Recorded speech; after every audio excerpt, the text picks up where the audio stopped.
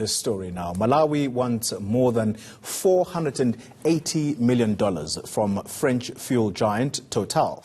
Now, the South African courts will decide whether it gets it. The claim relates to a contract brokered by Prima Fuels between Total and the Malawian government. Now, the case has gone to court in Malawi but has been referred for arbitration in South Africa.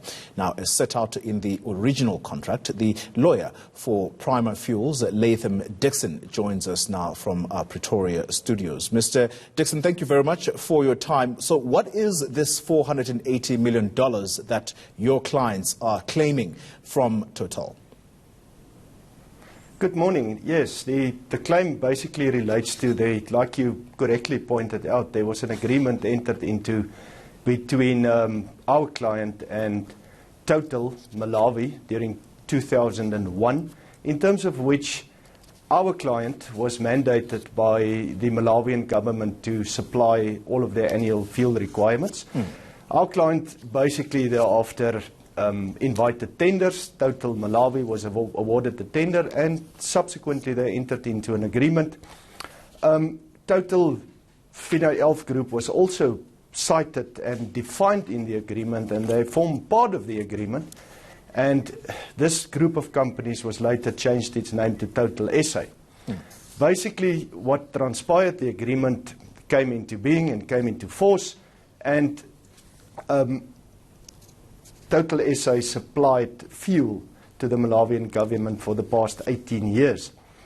In terms of the agreement, Total SA and Total Malawi, according to our view, is supposed to pay certain rebates back to the Malawian government, and like you correctly pointed out, according to our calculations, it is to the tune of almost $480 million US. All right. Now, it's worth noting that Total, or should I say the South African government, is not involved in this in any way. But here's the question for you. Total is not denying the terms of this contract. So why have they not paid up? No, Total Malawi is not denied. In the commercial court in Malawi, our client instituted action in that specific forum in the commercial court. Both parties were joined in the proceedings. Total Malawi, they do not deny the terms and conditions of the agreement. They do not deny the fact that the agreement was automatically renewable every 5 years. And according to our view, or in our view, Total SA is also a party to the agreement. And yes, they deny that they are liable to pay, or Total SA rather denies that they are liable to make any payment in terms of the agreement. So the contract is still in force, and Total is still supplying the fuel to the Malawi government. My question to you then would be, why did your client take this long to proceed with this claim? During 2018, the beginning of 2018, the Malawian government contacted our client and requested certain feedback concerning these payments.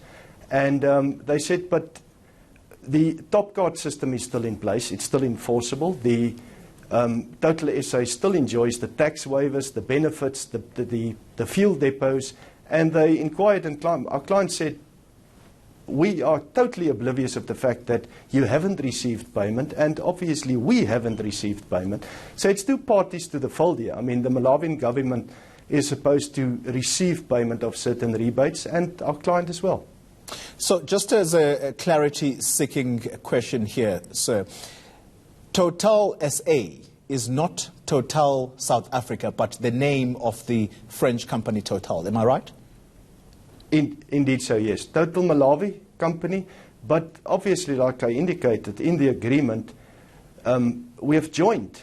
And Total SA, the French company, is also a party to the agreement. All right. Thank you very much for your time. That was Latham Dixon. He is the lawyer for Prima Fuels, which together with the Malawian government is claiming in excess of $480 million from Total.